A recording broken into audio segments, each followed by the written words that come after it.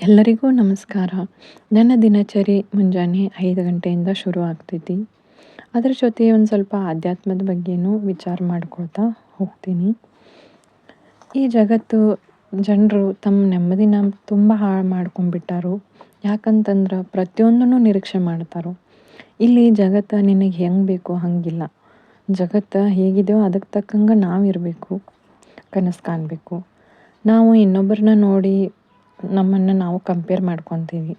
ಅವ್ರ ಹತ್ರ ಆ ವಸ್ತು ಇದೆ, ಅವ್ರು ಹಾಗಿದ್ದಾರೆ ಅನ್ನೋದನ್ನು ಚಿಂತೆ ಮಾಡೋದನ್ನು ಬಿಟ್ಟುಬಿಡಬೇಕು. ಕೆಲವೊಬ್ಬರಿಗೆ ಇವತ್ತಿನ ಊಟನ ಇವತ್ತು ದುಡಿದು ತಿನ್ನುವಂಥ ಪರಿಸ್ಥಿತಿ. ದುಡಿಲಿಲ್ಲ ಅಂದ್ರೆ ಊಟನೇ ಇಲ್ಲ.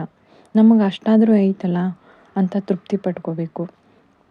ಹಂಗೆ ನಾವು ಯಾರಿಂದನೂ ಏನನ್ನೂ ನಿರೀಕ್ಷೆ ಇಟ್ಕೋಬಾರ್ದು. ಎಲ್ಲನೂ ನಾವು ಹೇಳಿದ ಹಂಗೆ ಆಗಬೇಕು ಅನ್ನೋ ಭಾವನೆನ ಮೊದಲು ನಮ್ಮ ತಲೆಯಿಂದ ತೆಗೆದು ಹಾಕಬೇಕು. ನಾವು ಪ್ರತಿಯೊಂದನ್ನು ಎಕ್ಸ್ಪೆಕ್ಟ್ ಮಾಡ್ತೀವಿ. ನಾವು ನಮ್ಮ ಮಕ್ಕಳು ನಾವು ಹೇಳಿದ ಹಾಗೇ ಕೇಳ್ಕೋಬೇಕು ಅನ್ನೋ ಎಕ್ಸ್ಪೆಕ್ಟೇಷನ್ನು. ನಮ್ಮ ತಂದೆ ತಾಯಿಯರ ಕಂಫರ್ಟ್ ಝೋನಲ್ಲೇ ಇರುವಂಥ ಎಕ್ಸ್ಪೆಕ್ಟೇಷನ್ನು. ಯಾಕೆ ನಿರೀಕ್ಷೆ ಮಾಡಬೇಕು? ಆ ನಿರೀಕ್ಷೆಗಳನ್ನು ಮೊದಲು ನಾವು ಮಾಡಿ ತೋರಿಸ್ಬೇಕು. ನಾವು ಮನೆಯಲ್ಲಿ ಅವರ ಕಸ ಗುಡಿಸ್ಬೇಕು, ಅಮ್ಮ ಇದೇ ಥರ ಅಡುಗೆ ಮಾಡಬೇಕು, ಮೊದಲ ಆದ್ಯತೆ ನನಗೇ ಆಗಬೇಕು ಎಲ್ಲ ವಿಷಯದಲ್ಲೂ ಅನ್ನೋ ಎಕ್ಸ್ಪೆಕ್ಟೇಷನ್ನು ಬಿಟ್ಟುಬಿಡಬೇಕು. ಆ ಎಕ್ಸ್ಪೆಕ್ಟೇಷನ್ನ ನಾವು ನಮ್ಮಿಂದನೇ ನಿರೀಕ್ಷೆ ಮಾಡ್ಕೋಬೇಕು. ನಾವೇ ಮನೇನ ಕ್ಲೀನಾಗಿ ಇಟ್ಕೋಬೇಕು. ನಾನೇ ರುಚಿಯಾಗಿ ಅಡುಗೆ ಮಾಡೋಕ್ಕೆ ಪ್ರಯತ್ನ ಪಡಬೇಕು. ಆ ಥರ ಕೆಲಸಗಳನ್ನು ನಾವೇ ಮಾಡಿಕೊಂಡ್ರೆ ನಮ್ಗೆ ಲಾಭ ಜಾಸ್ತಿ. ನಮ್ಮ ಸೆಲ್ಫ್ ಕಾನ್ಫಿಡೆನ್ಸ್ನೂ ಹೆಚ್ಚಾಗ್ತೈತಿ. ನಾವು ಪ್ರತಿಯೊಂದರಲ್ಲೂ ಇಂಡಿಪೆಂಡೆಂಟ್ ಆಗಿರ್ಬೋದು.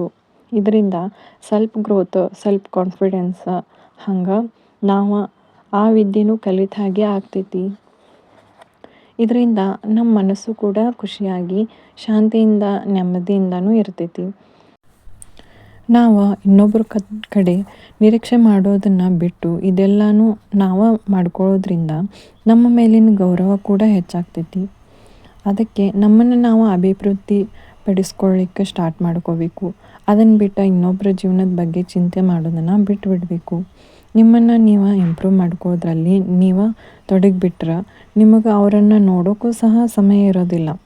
ಆಗ ನೀವು ಏನು ಎಕ್ಸ್ಪೆಕ್ಟ್ ಮಾಡ್ತಿದ್ರೋ ಅದನ್ನು ನೀವೇ ಆಗಲಿ ಮಾಡೋಕ್ಕೆ ಶುರು ಮಾಡಿಬಿಟ್ಟಿರ್ತೀರಿ.